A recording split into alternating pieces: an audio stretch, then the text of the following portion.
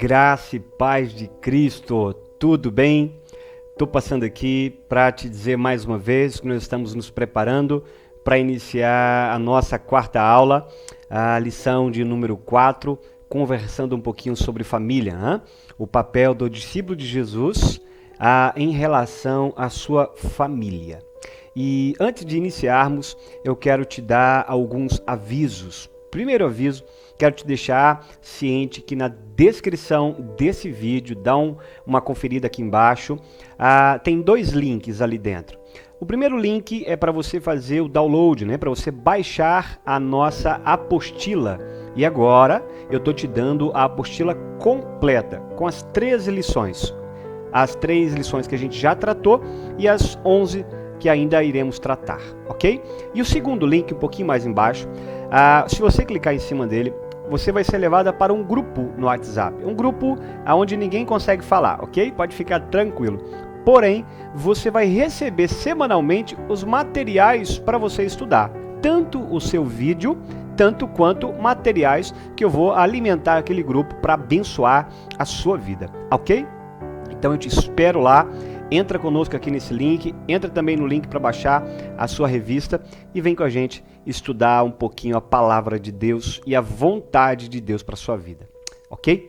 Eu quero orar com você, pedindo a Deus que traga a luz a cada um de nós nesse momento, que ilumine as nossas mentes para entender qual é a boa, a perfeita, a vontade do nosso Deus para cada um de nós. Vamos orar? Pai querido, eu quero nesse momento, Pai, colocar em Tuas mãos as nossas vidas.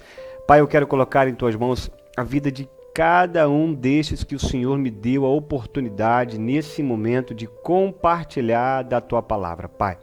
A minha oração é que, independente de onde eles estejam neste exato momento, mas que o Espírito Santo do Senhor seja de encontro com eles, Pai. Eu creio que o Senhor inspirou a Tua palavra no coração de homens no passado, mas ainda o Senhor, nesses dias, traz a iluminação, traz o entendimento, Pai. E é esse o nosso desejo. A proposta do curso de maturidade cristã é crescermos na fé, é crescermos no conhecimento do Senhor. E por isso eu quero te entregar em Tuas mãos a vida deste aluno, deste servo, deste discípulo de Jesus que está comigo estudando nesse momento. Se porventura quem está comigo, Pai, ainda não te conhece, ainda não entregou sua vida ao Senhor, eu oro nesse momento, Pai, para que ele possa confessar com a boca dele que o Senhor Jesus Cristo é o único caminho que leva a Deus. Que o Senhor um dia morreu e ressuscitou dentre os mortos e vive, o Senhor vive e reina para todo sempre, Pai.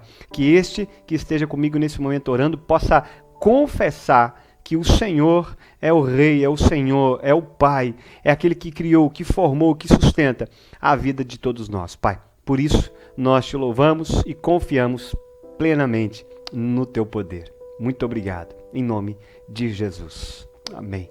E amém. Vamos comigo? Vamos estudar um pouquinho a palavra? Você sabe o que é uma família? Você sabe o que é uma família disfuncional? Bom, eu quero conversar com você nesse curso, nessa lição de número 4, tentando encontrar aí uma reflexão, né, sobre esse tempo em que nós estamos vivendo, esse tempo de desconstrução, esse tempo onde a família está sendo dilacerada, onde a família está sendo dividida, esse tempo em que nós estamos vivendo, onde cada dia que passa, os valores tradicionais estão se perdendo. Os valores familiares que ao longo de séculos, ao longo de milênios, sempre foram valores respeitados, estão sendo perdidos. Hoje, você vai ouvir daqui a pouco alguns índices do Instituto Brasileiro de Estatísticas, que é o IBGE. Você vai ouvir alguns dados sobre a realidade da família brasileira. Hoje no Brasil, em torno de 51% das famílias já são famílias modernas, na perspectiva de alguns estudiosos. Ou seja, já não são mais formados pelo modo tradicional, né? De pai do sexo masculino, mãe do sexo feminino e seus filhos. Bom, nós já estamos vendo novas formações familiares com diversos gêneros. E aí é óbvio, como nós somos cristãos e defendemos um viver obedecendo os princípios bíblicos, nós não podemos acreditar que isto é normal. É óbvio que quando eu falo sobre isso, temos que tomar um cuidado para não soar a homofobia nas nossas palavras. Tenho certeza que foi a primeira coisa que você pensou quando eu falei sobre esse tema. Agora, também existe, além desse pilar contemporâneo, na perspectiva dos progressistas, aqueles que são mais liberais, acreditando que toda vez que nós falamos sobre família tradicional, estamos atacando os princípios que eles estão construindo. Além dessa verdade, também existe a verdade bíblica, aonde Deus deixou revelado para nós aqui a vontade dele para cada um de nós. E o meu desejo é que, se você está comigo nesse momento, está desejoso, está desejando, tem o desejo no coração de ouvir de Deus qual é a vontade de Deus para a sua família e para a nação brasileira e para todos quantos têm ouvidos para ouvir a voz de Deus. Então, se você pensa assim, eu quero dividir alguns valores e princípios cristãos com você. Não queremos beirar o preconceito e nem tampouco a homofobia, até porque a igreja ela é inclusiva e Cristo sempre nos ensinou a amar todas as pessoas sem distinção, mas também, de forma nenhuma, podemos deixar de viver os princípios bíblicos deixados para nós. Nosso Senhor ama o pecador, mas abomina o pecado. E sobre isso, nós temos alguns assuntos para conversar sobre família. Quando eu falo de famílias disfuncionais, estou falando de famílias que têm como prática, que têm como rotina se agredirem diariamente através de agressões verbais, agressões físicas, e nesse meio deste conflito, deste jogo de poder, porque tudo que está ao nosso redor nesses dias é justamente invertendo os papéis. Ora, o homem perde-se o dever e o respeito que ele deveria ter, a mulher também acaba se tornando também os seus valores ali confusos, logo nossos filhos também começam a ser filhos disfuncionais. Então, uma família disfuncional é quando ela deixa de viver os princípios mais básicos que formou a nossa sociedade até os dias de hoje. E por que eu quero iniciar esse momento aqui de curso com você, olhando nessa perspectiva? Primeiro, nós estamos no mês de setembro. Hoje é dia 2 de setembro de 2020. E nós estamos, nesse mês de setembro, assim como alguns anos já, celebrando o Setembro Amarelo, que é um mês de prevenção ao suicídio.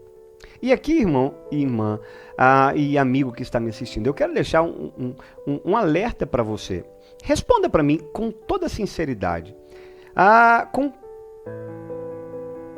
Como nós iremos falar de prevenção ao suicídio num contexto onde famílias são completamente disfuncionais? Como nós vamos falar de suicídio, que uma das formas mais básicas de tratar, ou pelo menos de perceber os sinais, né, que aquela pessoa pode trazer para nós, é a comunicação.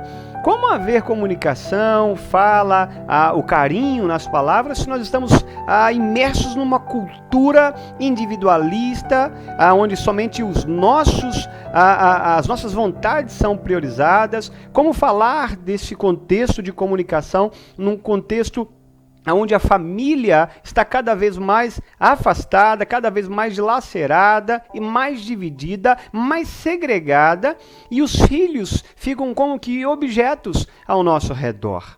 Então, eu quero demonstrar para você com essa palavra inicial que quando nós estamos percebendo agora, falando sobre o mês de prevenção ao suicídio, é um sinal de alerta para nós, porque estamos quase que no meio de um campo minado. Um campo minado, porque aquela célula que deveria preservar a vida, que é a família, em muitos contextos, tem se tornado o pivô. Pastor, como assim? Olha, eu tenho muita tristeza em dizer isso, mas é uma verdade que eu já constatei nos meus anos de ministério. Grande parte de transtornos psicológicos, psiquiátricos, dores emocionais que eu tenho presenciado na vida de jovens, de adolescentes e até de crianças, em grande maioria, salvo raríssimas exceções, em quase 5 anos de ministério, sempre foi no meio de famílias com grandes marcas. Sempre foi.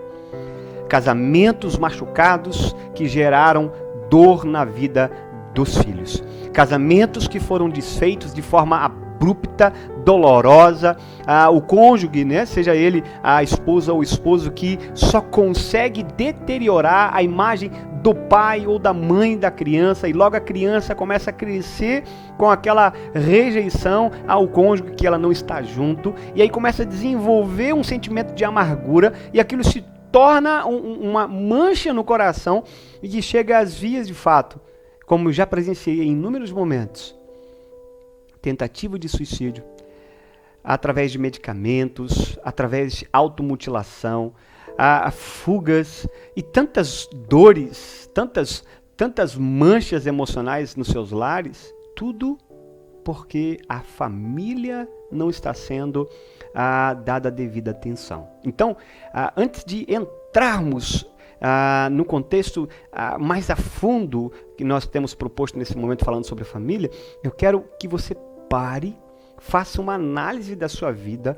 uma análise sua como pai, como mãe, ou até mesmo como filho, ou até mesmo como tio, tia, alguém que está ao redor. Preste atenção nos sinais. Preste atenção no silêncio. Eu sei que isso tem a ver com a personalidade dos nossos filhos ou das pessoas que estão ao nosso redor, mas a ausência do desejo desse relacionamento entre as pessoas pode ser um sinal, pode ser o início de uma depressão aguda, e eu e você temos o dever de cuidar disso. Olhe para sua família, tente perceber os sinais que o seu matrimônio está dando. Eu sempre faço a questão de ressaltar o texto do sábio Salomão, pedindo-nos que a gente nunca permita que a ira, que nunca se permita que o sol se ponha sobre a ira, ou seja, nunca dormirmos com um conflito familiar a ser tratado. Por quê? Porque nós iremos gerar uma raiz de amargura. E chegará um momento que você já nem sabe mais o porquê o desprezo ao outro, mas foi uma semente que foi plantada pouco a pouco. Então eu quero que você olhe com cuidado. Olhe para essa palavra que nós estamos falando aqui, que é uma família disfuncional. E perceba até qual é o ponto que talvez a nossa própria família se enquadre em partes dentro deste assunto. Como nós estamos vivendo um contexto de famílias frias, por conta de um comportamento social que é justamente um comportamento raso, um comportamento sem profundidade, sem intimidade. A gente já não se relaciona mais do ponto de vista social como nos anos passados. Um filósofo polonês chamado Zygmunt Bauman, ele já tinha deixado um lembrete há anos atrás, quando ele falou que a nossa sociedade atual é uma sociedade que tem relacionamentos líquidos, diluídos, e isso está trazendo um retrato cada dia mais real, porque nós não estamos nos aprofundando nas relações o suficiente para ouvir os sinais, para perceber os detalhes. E às vezes, dentro da nossa própria casa, vemos filhos, filhas, esposas ou esposos introspectivos, cheios de autocomiseração, cheios de baixa estima, entrando no início de uma depressão, e a gente não consegue perceber os sinais. A gente parte para o embate, a gente parte para agressão verbal, física, como eu já compartilhei.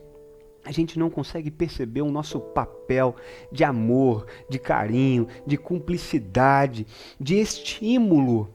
Tudo que essas pessoas precisam é estímulos, é sentar, é orarmos juntos, é procurar uma solução bíblica de orientação para aquele que está ao nosso redor.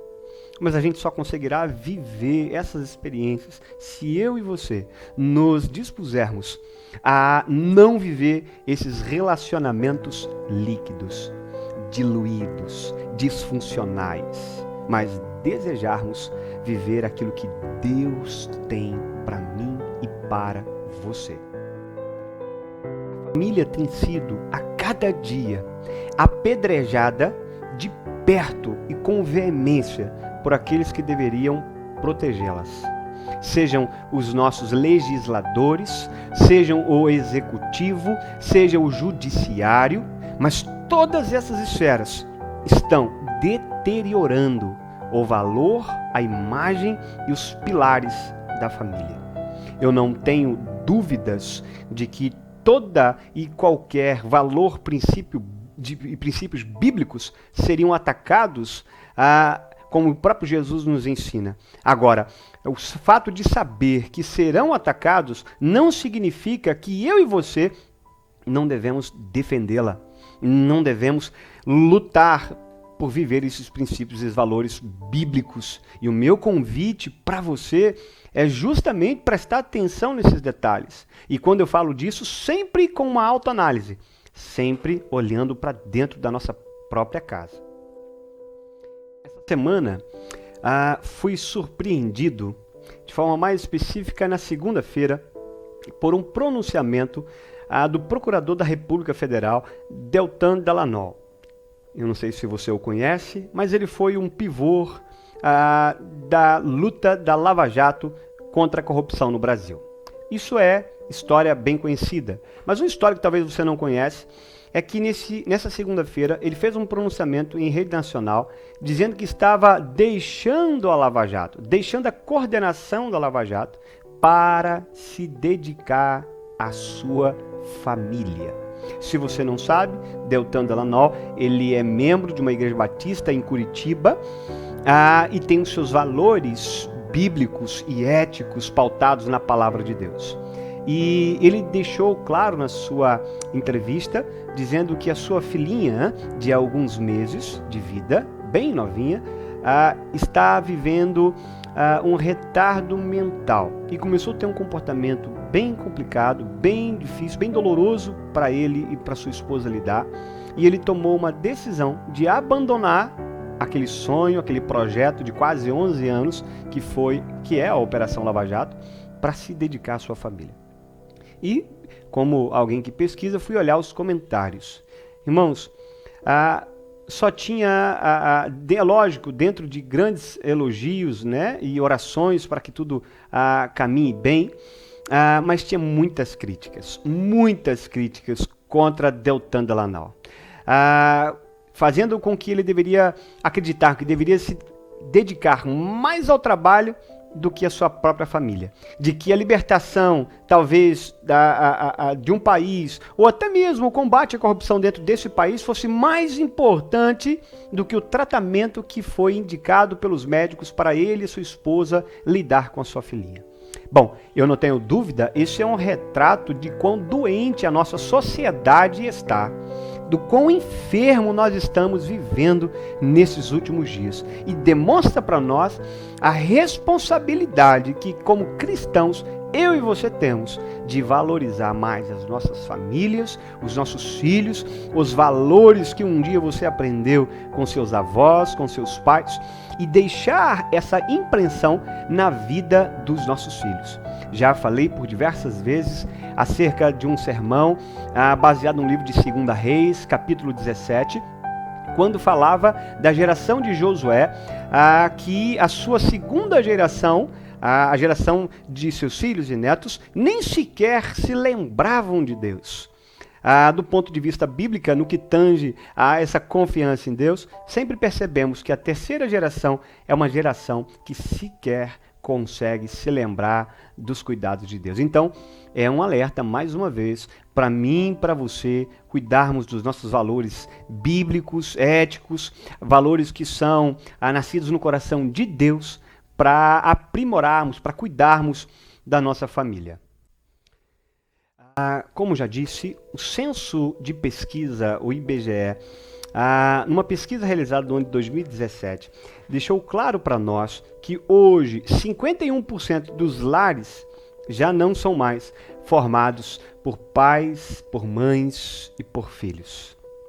Meu querido, se você prestou atenção, é mais da metade da população brasileira, mais da metade dos lares da população brasileira que já não são mais formados segundo um princípio bíblico, ético de um seguidor de Jesus de Nazaré. Aí, para por um segundo e para pensar. Bom, se mais da metade das famílias neste país já não vivem mais segundo valores bíblicos, o que nós vamos esperar?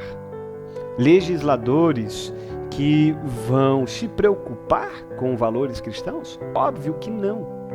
O desejo, nesse contexto que nós estamos vivendo, é destruir com a família brasileira.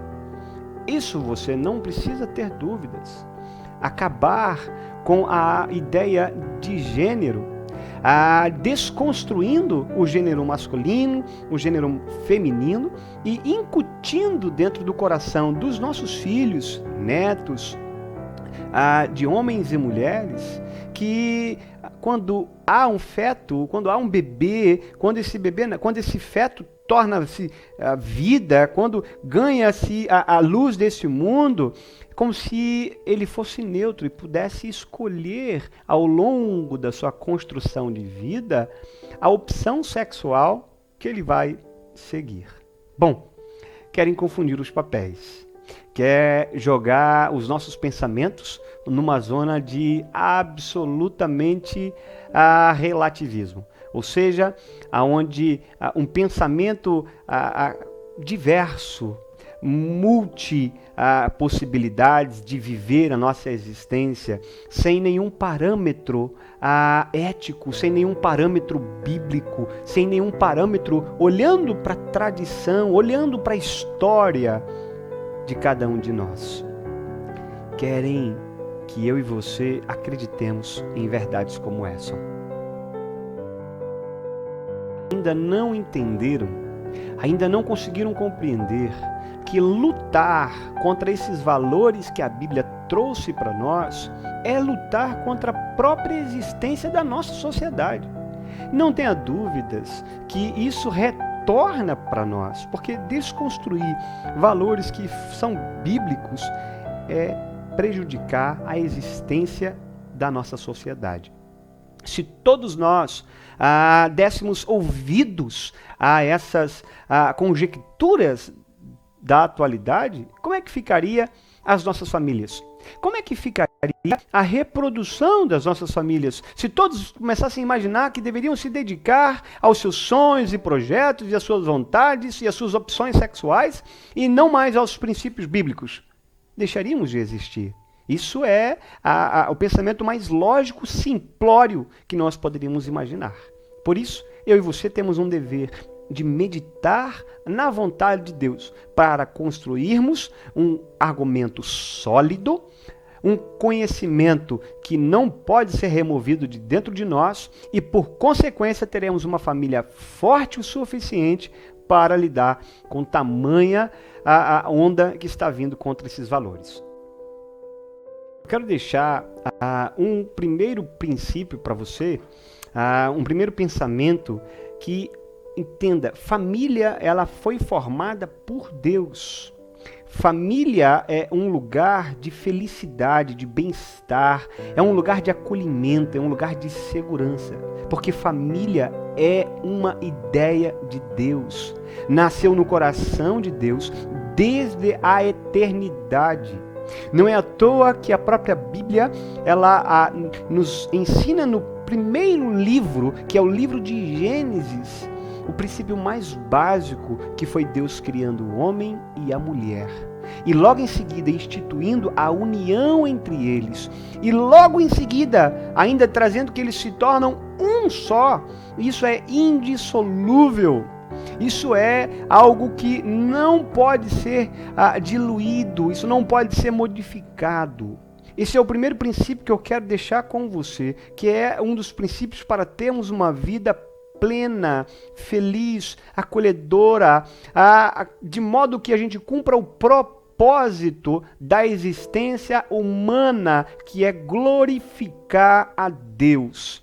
Apenas com famílias funcionais é que nós iremos glorificar a Deus. Não deixem te enganar. Casamento é uma união entre homem e mulher. Portanto, é uma união heterossexual. A Bíblia é bem clara no livro de Gênesis, no capítulo 2, no verso 24. Por isso, deixará o homem o seu pai e a sua mãe e se unirá à sua mulher, tornando-se os dois uma só carne. Casamento é algo heterossexual entre um homem e uma mulher. É somente assim que iremos cumprir os princípios de Deus, a vontade de Deus e glorificarmos a Ele. Essa é a vontade de Deus. Além disso, eu também preciso deixar você ciente de que o casamento ele também é uma união monogâmica. Por que monogâmica? Porque o casamento ele é a união entre um homem e uma mulher. E qualquer comportamento, qualquer ideal que deturpe essa imagem trará grandes consequências, trará grandes dores. A ideia da poligamia, a ideia de ter várias mulheres, a despeito de termos alguns exemplos no próprio contexto bíblico, como no Velho Testamento, essa nunca foi a vontade de Deus, muito pelo contrário. Se você investigar, por exemplo, a vida do próprio Abraão com Sara e Agar, você vai perceber que a união com outras mulheres trouxe mais dores àquela família, àquele homem, do que o benefício. Haja vista até mesmo essa distância entre países como Israel e Palestina, tem a sua origem na desobediência de Abraão no livro de Gênesis. A desobediência de descer ao Egito, pegar uma mulher egípcia e casar-se com ela e ter filhos com ela. E o seu filho, naquele contexto Ismael, acaba se tornando um símbolo da divisão entre as promessas de Deus para o povo e a outras nações. Esse é um retrato, toda vez que eu e você, nesse contexto atual, damos a vazão a essas informações de que podemos ter outros relacionamentos, de que poderemos ter um relacionamento aberto, e aí é algo muito triste, é algo muito contrário às escrituras bíblicas, àquilo que Deus deixou para nós. Isso é algo que beira a insanidade, acreditando que iremos conseguir construir uma família saudável, uma família funcional, deixando marcas no coração de outras famílias. É óbvio que não. Essa semanas para trás, eu estava com minha filha mais velha, a Isadora, assistindo uma série no canal da Fox, e a série é uma série de polícia, né? De uma série policial, aonde a polícia SWAT persegue os bandidos. Resumindo a história, muito boa e uma filmagem espetacular. Mas no meio do enredo da história, do episódio que nós estávamos vendo, uma das soldados, uma grande soldada, né? Uma grande mulher, grande guerreira, uma grande profissional e patriota, ela tinha um relacionamento aberto com uma outra família. Um casal que estava se preparando para casar, eles aceitaram, tanto a mulher quanto o homem, a acrescentar mais um ao relacionamento. E aí, quando eu me deparei com aquilo, eu me vi pedindo à minha filha que fosse pegar um pouco de água para mim e troquei de canal. Depois disso, tive que tentar colocar no coração dela que essa não é a vontade de Deus. Entenda uma coisa, como explicar isso para os nossos filhos? Uma série de televisão, num canal respeitado, isso está recheado ao nosso redor, irmão. Recheado ao nosso redor. Os desenhos dos nossos filhos, pare para prestar atenção. Temos que cuidar dos nossos valores e defendê-los. Um terceiro princípio, entenda um ponto, por mais que seja um ponto de grande tensão nos dias atuais, mas é uma verdade bíblica e não poderíamos deixar de entrar neste assunto. Casamento é uma união indissolúvel. Indissolúvel. O próprio texto de Mateus capítulo 19, no verso 6, o Jesus nos ensina que aquilo que Deus uniu, o homem não deve separar. Na verdade, o que nos separa é a falta de perdão. O que nos separa é a falta de lutar por aquilo que um dia acreditamos que construímos. Então, guarde uma coisa no seu coração. A aliança que um dia você e a sua esposa, ou a sua esposa e você, construiu diante de Deus, isso é indissolúvel. Podem até optar pelo divórcio, mas entenda uma coisa, jamais seus filhos serão separados. Jamais deixará de deixar marcas em todos que foram afetados. Por isso, se você está me ouvindo e está na iminência, pensando, conjecturando acerca de um divórcio, eu quero te pedir, te convidar, medite no perdão de Deus. Medite no perdão de Deus sobre a tua vida. Sabe por quê? Porque é só o perdão de Deus que pode te ensinar valores bíblicos o suficiente para você aprender a perdoar ela ou ela te perdoar. Somente a gente entendendo o perdão de Deus para nós. E para a gente entender o perdão de Deus, temos que entender o tamanho do pecado que existe em nós. Entenda uma coisa, o que separa um homem ou uma mulher são os abusos. Sim, eu sei. Os abusos de autoridade, os abusos de agressão verbal, física, a frieza no amor, a ideia de que não falam mais a mesma língua, que não têm os mesmos sonhos, a dor da traição, a dor da angústia, a dor da frieza no relacionamento, eu sei. Agora, tudo isso pode ser substituído, sarado e transformado pelo poder de Deus. Também não deixe de acreditar nessas verdades. Eu não sou lúdico ao ponto de acreditar que existe casamento perfeito. Não. Mas existe casamento perfeitamente alinhado com a vontade de Deus. E aí, o perdão, a reconciliação, a comunicação, a amizade, a cumplicidade, o respeito, a honra de honrar um ao outro é um princípio bíblico. E eu quero que você busque isso para a sua vida. Casamento é algo indissolúvel.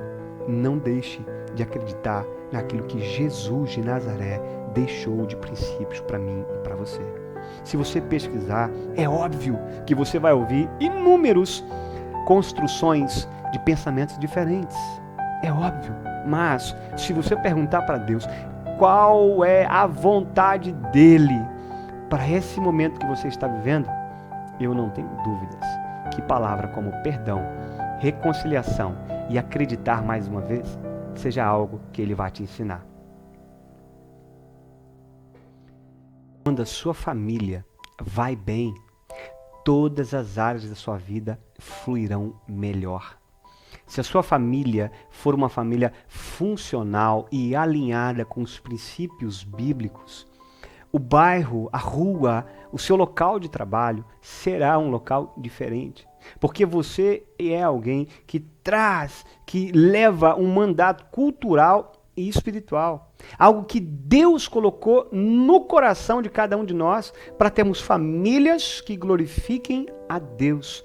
Somos testemunhas do cuidado de Deus. Somos testemunhas dos princípios bíblicos, éticos e morais que Deus deixou para mim e para você aqui. Então, se você é alguém que tem os seus conflitos familiares, se você é alguém que ainda tem toda uma trajetória familiar para frente, seja na alfabetização dos seus filhos, a criação e a educação deles, seja você que está iniciando um novo relacionamento e ainda está entrando na fase do namoro, do noivado e se preparando para um casamento, seja você que já está casado há anos e acredita que tem uma base sólida, todos nós temos o dever de sempre fazer uma autoanálise.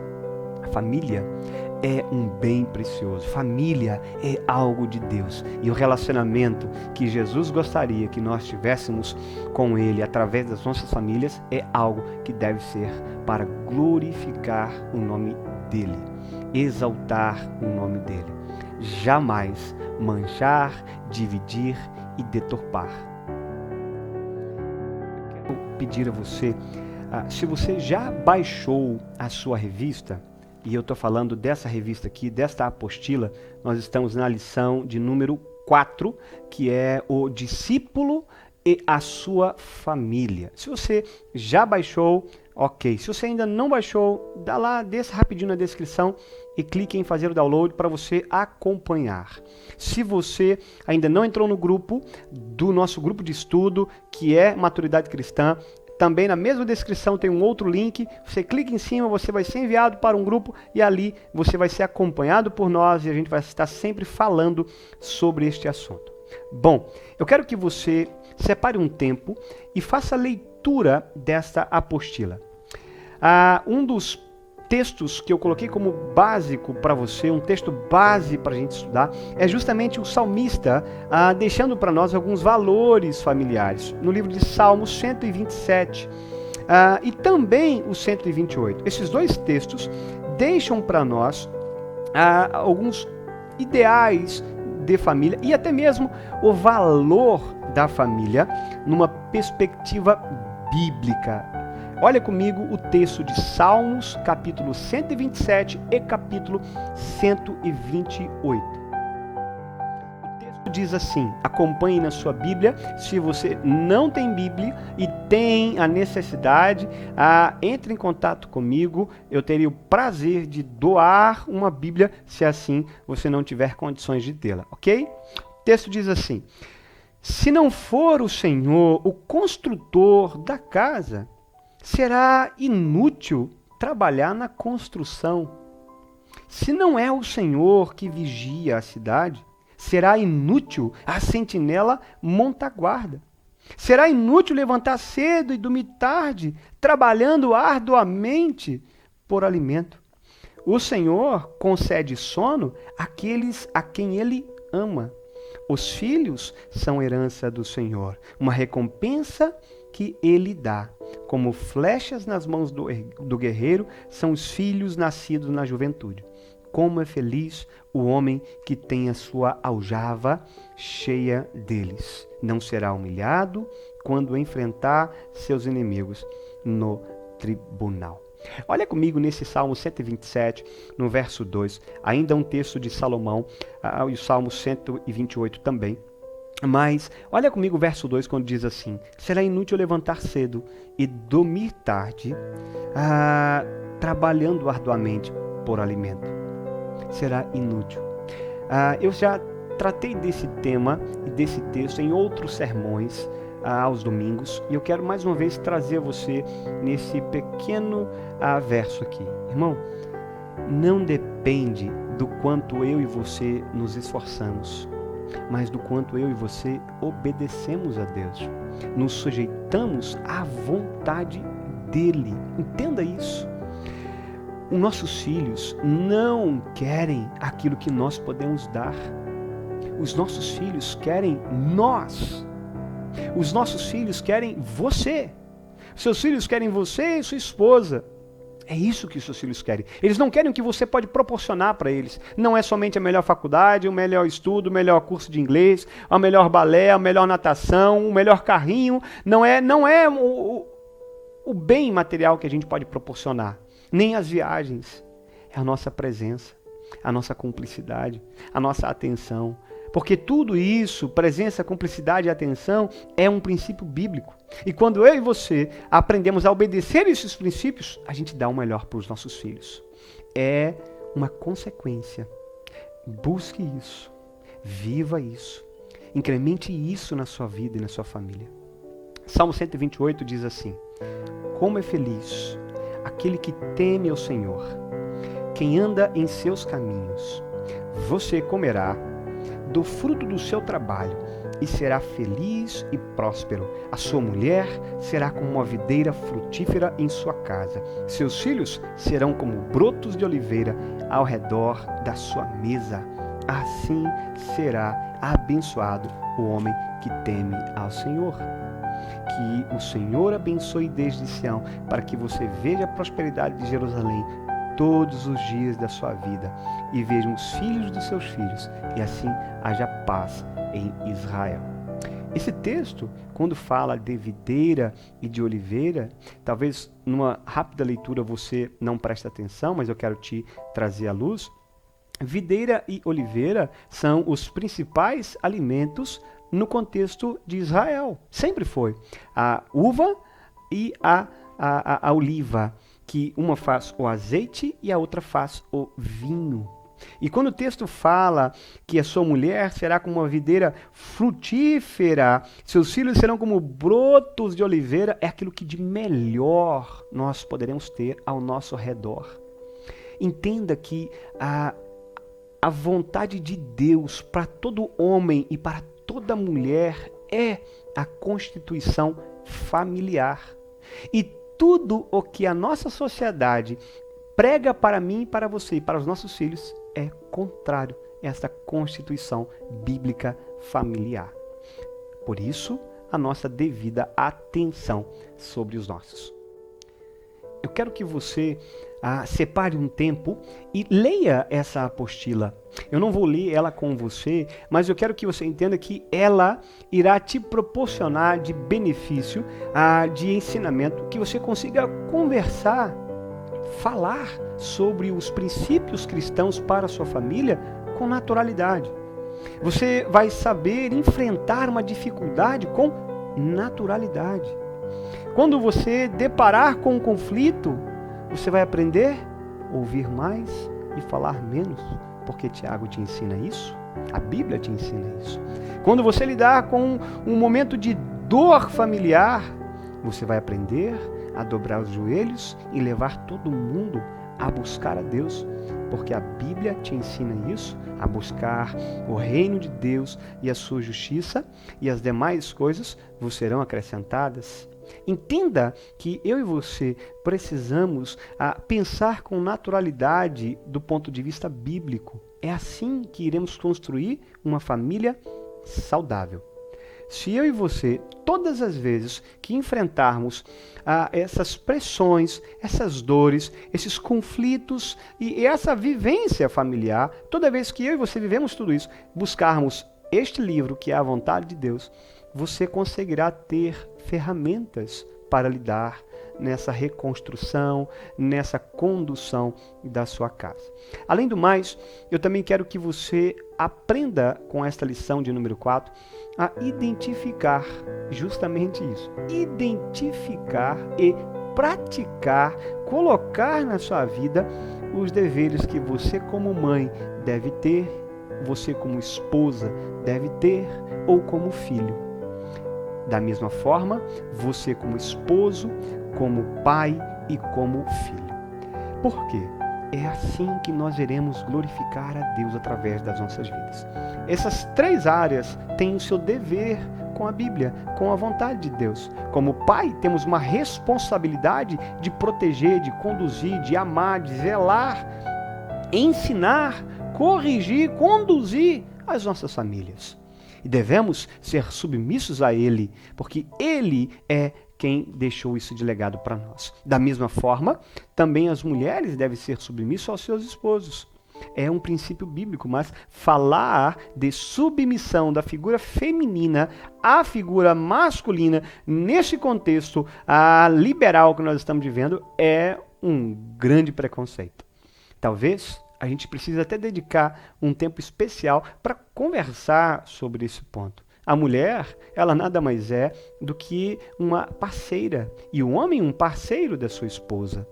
Não significa que um está acima do outro, mas que o papel de cada um deles, sim, são diferentes. Não estamos falando de hierarquia, estamos falando de cumplicidade. Estamos falando de somar as forças para que a nossa família seja protegida.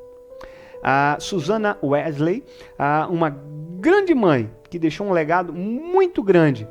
Ela fez o melhor filho e educou o melhor filho que ela poderia ter educado à época em que John Wesley, seu filho, nasceu. John Wesley, um fundador do metodismo, um homem que deixou um legado extraordinário, teve uma grande mãe. Perceba, tanto a mãe quanto o pai de John Wesley tiveram papéis fundamentais, mas cabia à sua mãe aquilo que a Bíblia ensinou a ela e ao seu pai viver aquilo que a Bíblia ensinou a ele. E é isso que eu e você precisamos com o estudo dessa lição, entender quais são os limites e as definições do seu papel. Da mesma forma, os filhos, eu não preciso aqui mergulhar no texto que ensina que o mandamento com promessa é o filho honrar pai e mãe. É óbvio. Honrar porque são nossos pais, honrar porque a Bíblia nos ensina, honrar porque isso tem promessas, honrar porque tudo que a sociedade nos ensina é desonrar. E aí a gente precisa dar uma atenção devida a isso. E sobretudo, ainda temos a responsabilidade de viver, de praticar o perdão no meio do nosso relacionamento familiar. Como falei no início, o perdão é a forma como Deus faz a manutenção da nossa família, a manutenção desses relacionamentos. Não conseguiríamos existir até os dias de hoje se não fosse através do perdão. Perdoando, recomeçando, reconciliando, continuando a lutar. É isso que Jesus tem para você. E nós precisamos viver isso em todas as esferas da nossa vida familiar. Na própria apostila que você tem em mãos, nós tratamos acerca das responsabilidades que cada um tem no relacionamento. Eu não preciso aqui deixar tão evidente que o papel masculino é diferente do papel feminino. Como já falei, não é uma hierarquia, mas é uma cumplicidade em prol de um objetivo, que é a glorificação de Deus. E um discípulo de Jesus precisa entender que ele tem esse dever. E quando eu falo ele, estou falando do papel como marido. O marido, o esposo, tem essa responsabilidade. Primeira, porque ele é um líder espiritual na sua família. É o homem que vai ser aquele que vai cuidar dos detalhes relacionados à vida espiritual do seu lar. Irmãos, isso é um grande problema, porque nós estamos vivendo um momento onde homens de 40, 50, 60 anos vivem como meninos. Meninos! Estou falando da masculinidade, estou falando do dever, da responsabilidade de proteger. Esse papel da figura de homem, de proteção, de cuidado, aquele que se sacrifica pela sua família, está se perdendo. Esses valores bíblicos de proteção, de cuidado, de sacrifício, de tanto se perder, estamos afetando o outro dever do homem, que é o dever espiritual com a sua família. Ora, se ele se torna apenas mais um coadjuvante ali dentro, qual será o papel dele em relação a uma vida espiritual saudável na sua família? Não irão ouvi-los. Então, uma primeira atenção que eu quero dar é justamente sobre a figura masculina e o seu dever. talvez aqui dedicar também um assunto somente para tratar, que é essa figura de responsabilidade na imagem masculina. Se a gente não refletir sobre isso, se a gente não conversar sobre isso, se você enquanto pai, enquanto homem, não parar para refletir um pouco em quais são os seus deveres, nós iremos falhar como família. Outros conselhos que, através da apostila, você consegue conjecturar é que o homem deve ser um exemplo para o teu lar. Essa imagem de exemplo, cada dia mais, está ficando relativa. Um contexto de relacionamentos líquidos, como dissemos no início, através do filósofo Zygmunt Bauman, o fato dos relacionamentos serem líquidos nos dá talvez a segurança de não ser imitados, porque essas bases estão completamente fragilizadas e a gente se esconde através das justificativas. Então, ser um exemplo sempre foi algo que Deus deixou para nós. Além do mais, ainda o dever de amar a esposa. Irmão, amar num contexto onde tudo hoje é uma troca, é um materialismo, é uma convivência onde a gente pode reciclar tudo, é um grande problema. Porque se em algum momento a gente acreditar que esse dever de amar, ele pode ser substituído porque a gente não conseguiu completar essa missão, porque é assim que a gente pensa em outras esferas da nossa vida, a gente substitui, a gente troca, a gente deixa para lá, é um problema. Por isso, quando nós estamos falando de amar, de respeitar, é uma figura que você precisa resgatar no seu relacionamento familiar e no seu dever como homem, como pai, como filho, e eu quero deixar isso aqui com você.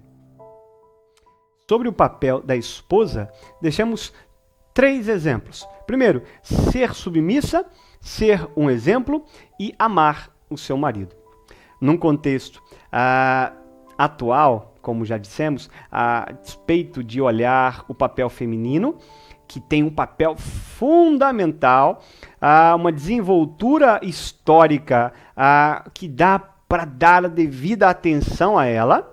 Isso não é de desmerecermos, isso é uma honra a cada uma delas que tem vencido nesses últimos anos. Mas não podemos entrar nessa retórica onde a mulher deve ter um papel completamente diferente do homem. Na verdade, devemos voltar para os princípios bíblicos e procurar um equilíbrio, aonde o papel da mulher nessa sociedade que nós estamos vivendo, qual é o equilíbrio que ela deve ter com a vontade de Deus no contexto bíblico. Então, é mais uma reflexão para encontrarmos um ponto comum do que um novo comportamento, uma nova ideal de vida, uma nova perspectiva de vida. E justamente não é isso que Jesus quer para nenhuma de vocês. Jesus não quer que vocês disputem o lugar com seu esposo. Jesus não quer que vocês deixem de zelar pela educação dos seus filhos e filhas. Jesus não quer que vocês vivam as suas experiências profissionais,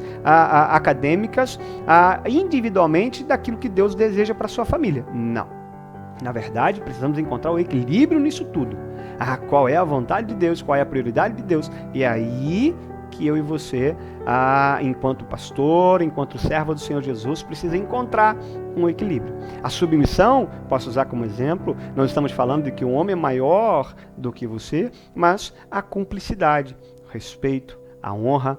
Através dessa apostila você vai ter essa oportunidade de refletir sobre o seu papel como mãe, como esposa, como alguém que também é filha, como alguém que é profissional, como alguém que é uma boa estudante, e encontrar esse ponto comum para glorificar a Deus. Talvez uma pergunta que equilibre tudo isso é: o que Jesus faria nesse exato lugar, nesse exato momento que você está, nessas exatas decisões que você precisa tomar? O que Jesus faria se ele estivesse aí, tomando essas decisões que você tem tomado? Eu quero terminar esse vídeo deixando talvez 3 observações, como na página 28 está lá, e você pode observar. Se tem algo que está se perdendo nesses dias, nesse tempo que nós estamos vivendo, é as responsabilidades. essa figura do pai, da mãe, essa figura da paternidade, essa figura da maternidade, essa figura do respeito, essa figura da disciplina, essa figura do contexto bíblico, familiar, tradicional, o contexto judaico-cristão. Isso está se perdendo. E aí, quando nós falamos de disciplinas, talvez você já lembra já da vara, talvez você já lembra da correia. Eu não quero falar disso, mas eu quero falar da disciplina enquanto cuidado com nossos filhos. Irmãos, eu falei no início desse vídeo, tome conta daquilo que os nossos filhos, do que os seus filhos estão assistindo, estão jogando, estão conversando com quem? Eu não quero tratar a disciplina como uma questão de correção, eu quero tratar a disciplina como uma questão de prevenção. Disciplinar nossos filhos é o sentido de protegê-los. Nós temos uma visão de mundo maior do que a dos nossos filhos. E nós precisamos, com cautela, ensinar isso a eles. É justamente esse nível de disciplina que eu quero que você desenvolva na sua família. Um senso de cautela, de proteção, de zelar pela sua família. Não de correção. Nosso dever não é apenas corrigir, mas é ensinar, é mostrar, é ser o exemplo. E aí eu quero deixar esse primeiro princípio. O segundo princípio é de ser exemplo para os seus filhos. Se nós desejamos que os nossos filhos vivam de modo diferente como eles estão vivendo, eu não tenho dúvidas de que devemos trazer essa responsabilidade para nós. Nossos filhos não fazem o que a gente fala. Nossos filhos fazem o que a gente faz. E aquilo que a gente faz deixa marcas profundas na vida da nossa família. E por último, terceiro exemplo, eu quero falar sobre a responsabilidade que você tem de orientar os seus filhos do ponto de vista espiritual. Irmão, irmã, e amigo e amiga, não tenha dúvidas que os limites que a vida cristã propõe na vida dos nossos filhos, da nossa família, trazem vida para nós, trazem felicidade para nós. E o nosso dever é ensiná-los. O nosso dever é ajudá-los, é orientá-los. Há pouco tempo, minhas duas meninas, Isadora e Sofia, discutiram. E depois da discussão delas, se eu não me engano era por conta de um brinquedo, eu pedi que as duas se abraçassem por 30 segundos. Chegou no final dos 30 segundos, as duas já estavam brincando, se abraçando. Entenda, elas só terão devido ensinamento se eu tiver tempo para orientá-las. Tempo para, antes de deitarmos, orarmos juntos, ensinarmos a Bíblia. Tempo para, em momentos, conversarmos sobre a Bíblia com elas, sobre princípios bíblicos com elas, com a nossa esposa, com o nosso esposo, como família ao redor de uma mesa, nos relacionando. Princípios esses que eram tradicionais, princípios estes que eram simples, eram pilares fundamentais na nossa sociedade, pelo menos há décadas atrás, e estamos perdendo. Pouco a pouco estamos sendo transformados e não estamos percebendo.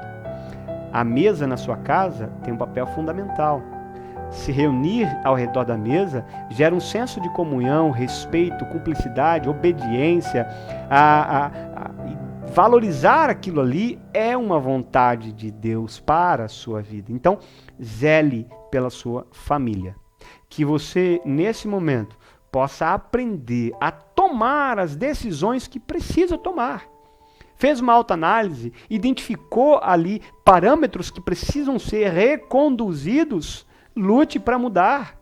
Enumere-os, trace um objetivo com a sua esposa ou com seu esposo, tenha uma conversa franca, mas decida mudar.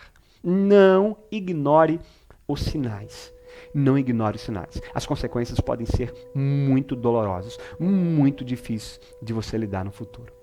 Eu termino essa aula pedindo que você olhe na página 30. Lá na página 30 da sua apostila, nós temos alguns projetos concretos de vida. E lá deixamos tanto algumas notas de referência bíblica para você estudar com sua família, quanto uma lista semanal de textos para você meditar e estudar sobre cada um deles. E pelo menos 2 perguntas para você responder sobre a sua família. Exercite, vai lá, página 30 da apostila, busque aperfeiçoar o seu lar, busque melhorar a sua convivência e busque glorificar a Deus através das suas vidas. Deus te abençoe, ok?